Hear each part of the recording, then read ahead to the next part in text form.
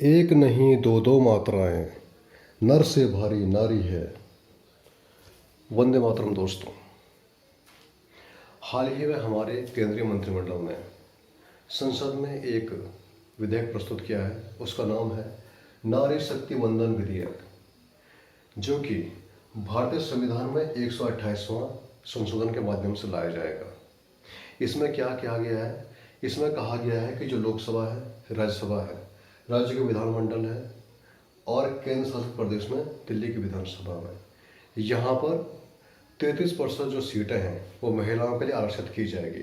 अर्थात यदि 100 सीटें किसी विधानसभा में है, किसी विधानमंडल में है, तो 33% महिलाओं के लिए रिजर्व आरक्षित होंगी।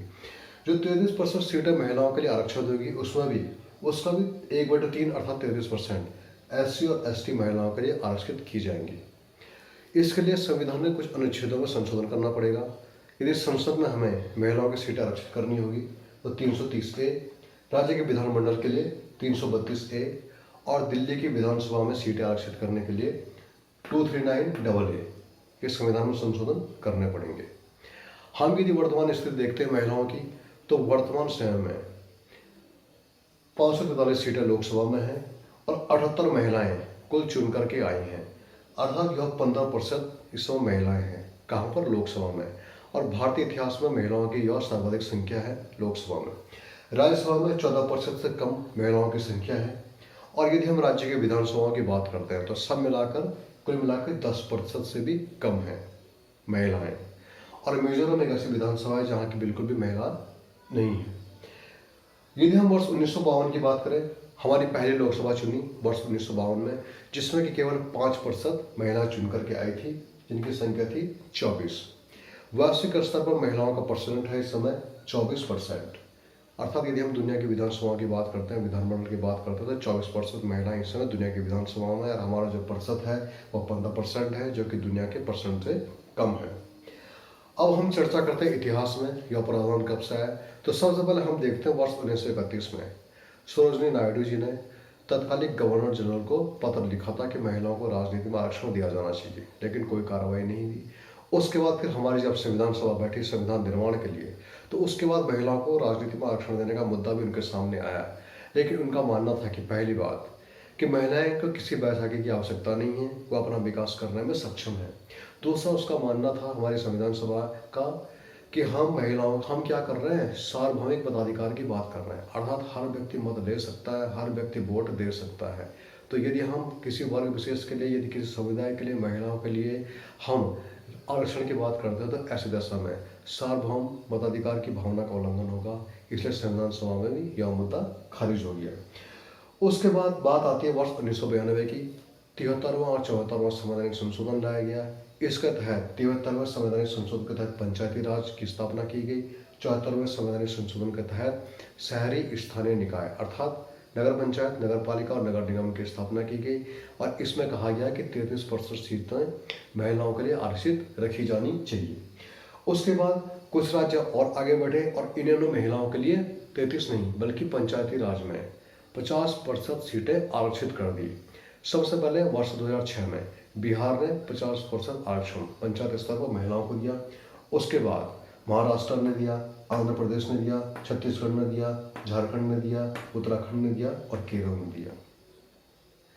वर्ष 2002 में, जिसे हम कह रहे हैं नारी शक्ति वंदन विधेयक, अर्थात महिलाओं के लिए राजनीति में आरक्षण, यह विधेयक वर्ष 2010 में भी संसद में लाया गया था मनमोहन सिंह की सरकार के द्वारा, और राज्यसभा से यह प्रस्ताव पारित हो चुका था।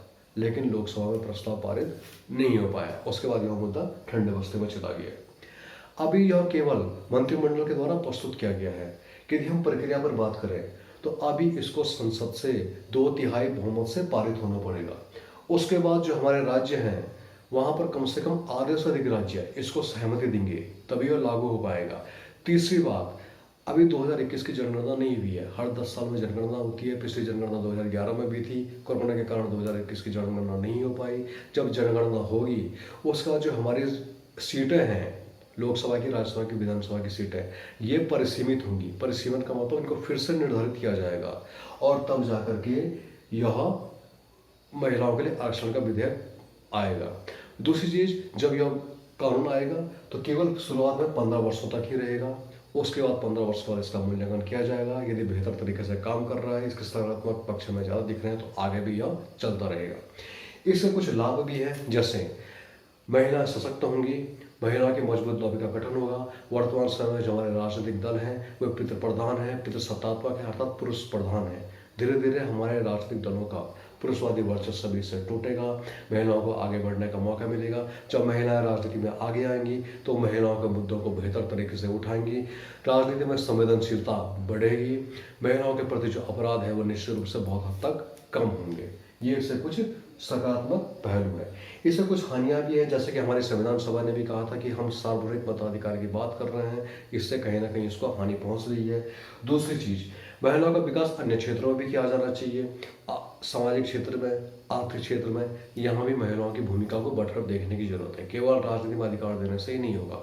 इसके अलावा महिलाओं के बारे में कहा जा रहा है कि एक समरूप समूह नहीं है। समरूप मतलब जिसका स्वरूप समान हो, अर्थात एक कलेक्टर की पत्नी को भी उतना ही वेटेज मिलेगा और एक किसान की पत्नी को भी उतना ही रिजर्वेशन मिलेगा।